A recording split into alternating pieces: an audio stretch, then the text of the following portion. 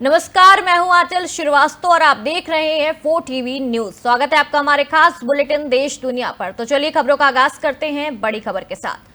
दिल्ली के उपराज्यपाल वीके सक्सेना ने आज रक्षा मंत्री राजनाथ सिंह से मुलाकात की है और इस बैठक में दिल्ली में हुई, जहां दोनों नेताओं ने आपसी संवाद के जरिए विभिन्न मुद्दों पर चर्चा की है। हालांकि मुलाकात के एजेंडे को लेकर आधिकारिक जानकारी साझा नहीं की गई है, लेकिन माना यह जा रहा है कि इसमें राजधानी से जुड़े प्रशासनिक और सुरक्षा विषयों पर भी बातचीत हुई है।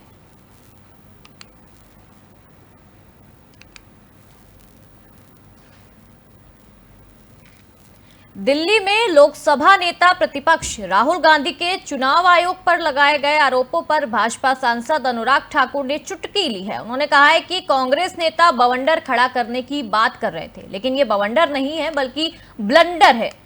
ठाकुर ने तंज कसते हुए कहा कि धूल चेहरे पर थी और राहुल गांधी आईना साफ करने लगे थे। उन्होंने कहा कि विपक्ष का यह आरोप सिर्फ भ्रम फैलाना और जनता को गुमराह करने के लिए किया जा रहा है।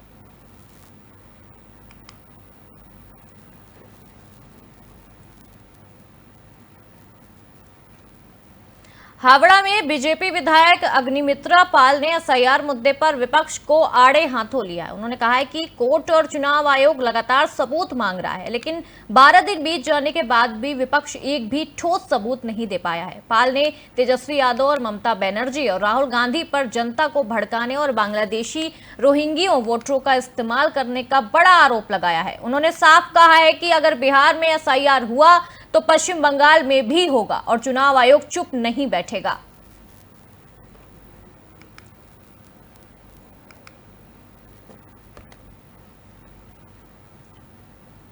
दिल्ली में लोकसभा में विपक्ष के नेता राहुल गांधी के चुनाव आयोग पर लगाए गए आरोपों पर भाजपा सांसद अनुराग ठाकुर ने तीखा हमला बोला है। उन्होंने कहा है कि अगर किसी के नेतृत्व में 90 बार चुनाव हारने का रिकॉर्ड है तो वो राहुल गांधी का नेतृत्व है।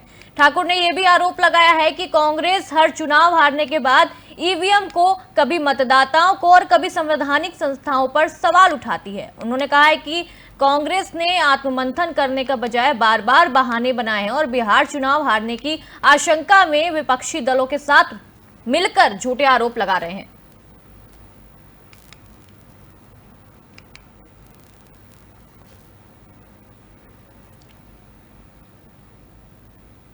कुरुक्षेत्र में हरियाणा के मुख्यमंत्री नायाब सिंह सैनी ने विपक्ष के वोट चोरी के आरोपों पर कड़ा जवाब दिया है। उन्होंने कहा है कि कांग्रेस के पास अब कोई मुद्दा ही नहीं बचा है, इसलिए वो झूठ का सहारा ले रही है।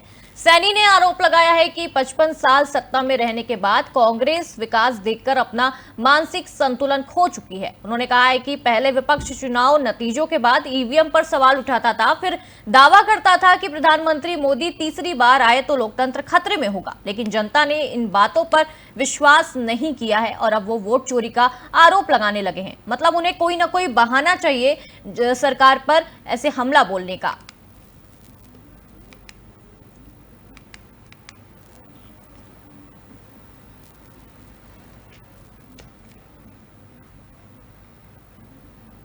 पटना में राजद नेता तेजस्वी यादव ने भाजपा और चुनाव आयोग पर गंभीर आरोप लगाए हैं। उन्होंने दावा किया है कि मुजफ्फरपुर की मेयर निर्मला देवी, जो भाजपा की वरिष्ठ नेता हैं, के पास एक ही विधानसभा क्षेत्र में दो ईपीआईसी नंबर हैं। तेजस्वी ने आरोप लगाया है कि भाजपा के साथ मिलकर चुनाव आयोग और विपक्षी दलों और गरीब मतदाताओं को मृत घोषित कर उनका नाम मतदाता सूची से हटाया जाता है, जबकि भाजपा समर्थकों को एक नहीं बल्कि कई ईपीआईसीआई नंबर दिए जाते हैं, जिन्होंने इस लोकतंत्र के खिलाफ एक बड़ा षड्यंत्र बताया जा रहा है।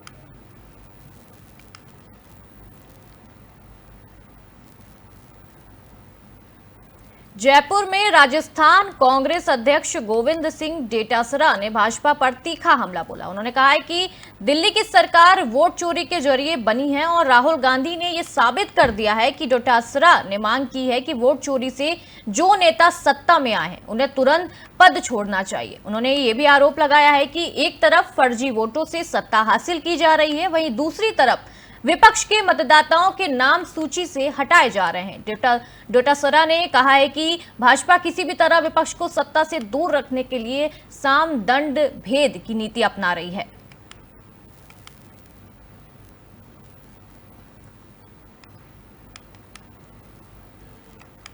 दिल्ली से एक बड़ी खबर सामने आ रही है। दिल्ली के मंत्री परवेश वर्मा ने हाथों घाट पर कूड़े से आजादी सफाई अभियान में हिस्सा लिया। इस दौरान उन्होंने खुद सफाई कर लोगों को स्वच्छता का भी संदेश दिया है। वर्मा ने कहा है कि स्वच्छता सिर्फ एक दिन का काम नहीं है, बल्कि ये सभी की रोजमर्रा की जिम्मेदारी है। उन्होंने स्थानीय निवासियों से ये अपील की है कि गंदगी फैलाने से बचें और अपने आसपास के माहौल को साफ सुथरा रखने में सक्रिय भूमिका निभाएं।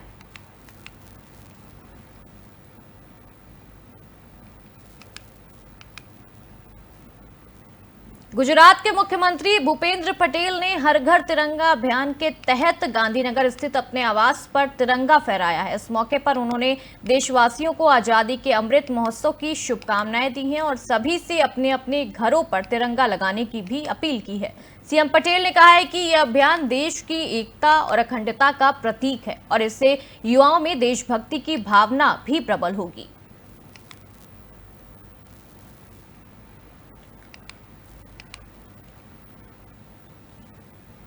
हरियाणा के मुख्यमंत्री नायाब सिंह सैनी ने हर घर तिरंगा अभियान के तहत चंडीगढ़ स्थित अपने आवास पर तिरंगा फहराया है। इस मौके पर उन्होंने राज्य के लोगों को स्वतंत्रता दिवस की अग्रिम शुभकामनाएं दी हैं और अपील की है कि हर घर तिरंगा लगाकर देशभक्ति का संदेश फैलाया जाए। सीएम सैनी ने कहा है कि यह अभियान राष्ट्रीय एकता, गौरव और सम्मान का भी प्रतीक है।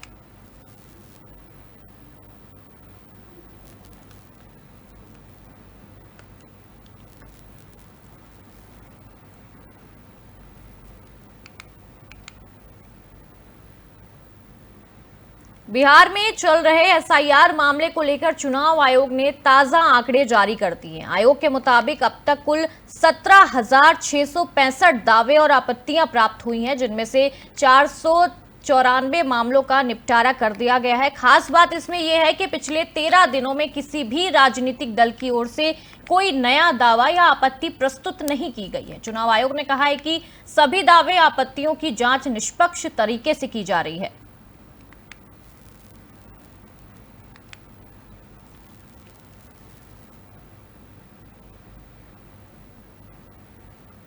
भोपाल में हर घर तिरंगा अभियान के तहत केंद्रीय मंत्री शिवराज सिंह चौहान ने अपने आवास पर राष्ट्रीय ध्वज फहराया है। इस मौके पर उन्होंने लोगों से ये अपील की है कि हर घर पर तिरंगा फहराकर आजादी के जो अमृत महोत्सव है उसमें शामिल हो। चौहान ने कहा है कि ये अभियान देश की एकता, अखंडता और गौरव का प्रतीक है और इससे देशवासियों में राष्ट्र प्रेम की जो भावना है वो और भी ज्यादा प्रबल होगी।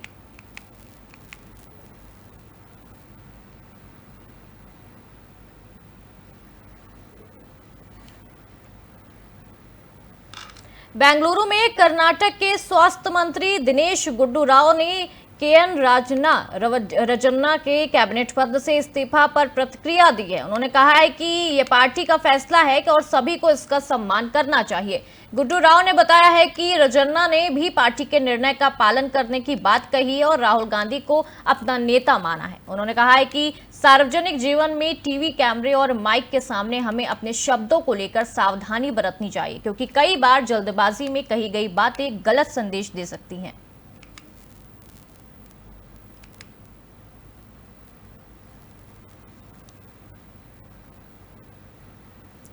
पटना में केंद्रीय मंत्री नित्यानंद राय ने राजद नेता तेजस्वी यादव के बयान पर तीखा पलटवार किया है। उन्होंने कहा है कि तेजस्वी यादव को पता नहीं है कि एसआईआर मामले में चुनाव आयोग के कदम को सुप्रीम कोर्ट ने सही ठहराया है। राय ने सवाल किया है कि क्या तेजस्वी और महागठबंधन के नेता जाली मतदाताओं के सहारे चुनाव लड़ना चाहते हैं। उन्होंने इसे पूरी तरह गलत बताते हुए कहा है कि लोकतांत्रिक प्रक्रिया में पारदर्शिता और ईमानदारी सबसे जरूरी होती है।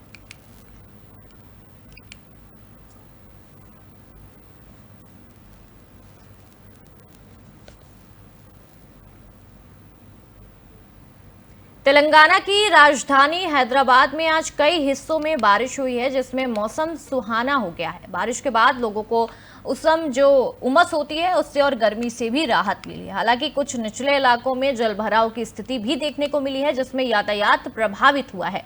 मौसम विभाग ने अगले 24 घंटों में हल्की बारिश से मध्यम बारिश की संभावना जताई है।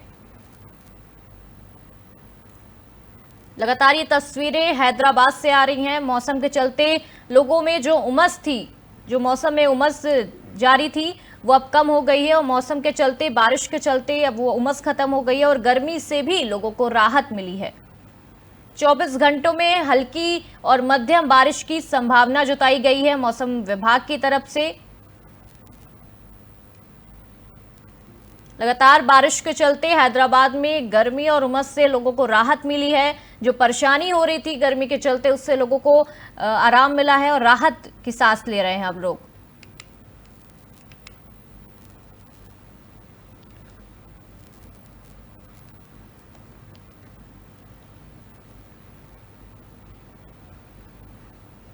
पटना में हुई बारिश के बाद शहर के कई इलाकों में जलभराव की स्थिति बन गई है। खेतान बाजार क्षेत्र में पानी भर जाने से स्थानीय लोगों को आने जाने में दिक्कतों का सामना करना पड़ रहा है।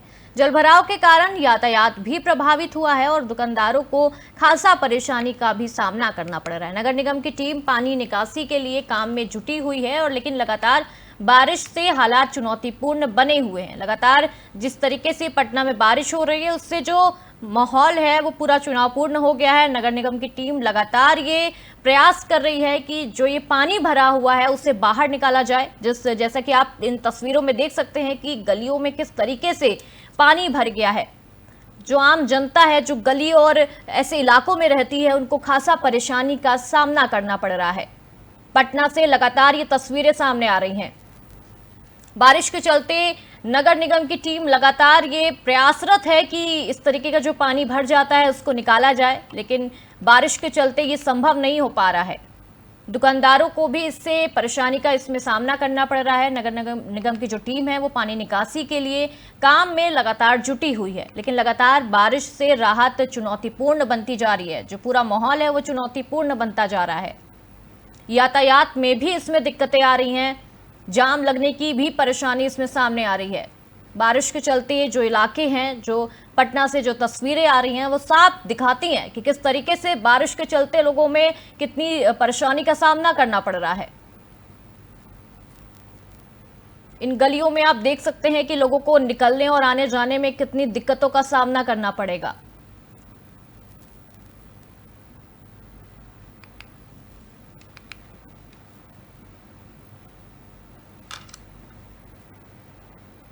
असम में भारी बारिश के बाद गुवाहाटी की कई इलाकों में जलभराव की जो स्थिति है वो लगातार बनी हुई है।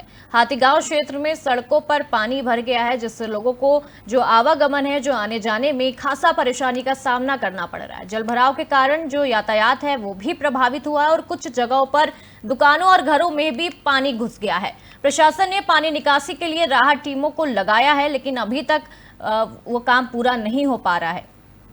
असम से ये तस्वीरें सामने आ रही हैं। आप देख सकते हैं किस तरीके से बारिश के चलते लोगों को जाम की भी समस्या उठानी पड़ रही है। जो वाहन है उसमें भी पानी घुसने की जो संभावना है वो लगातार जताई जा रही है। तस्वीरों में भी सामने आ रहा है किस तरीके से लोगों को आने जाने में, जो पैदल यात्री हैं उनको आने जाने में कितनी परेशानी का सामना करना पड़ेगा। गुवाहाटी में बारिश के चलते ये तस्वीरें सामने आ रही हैं।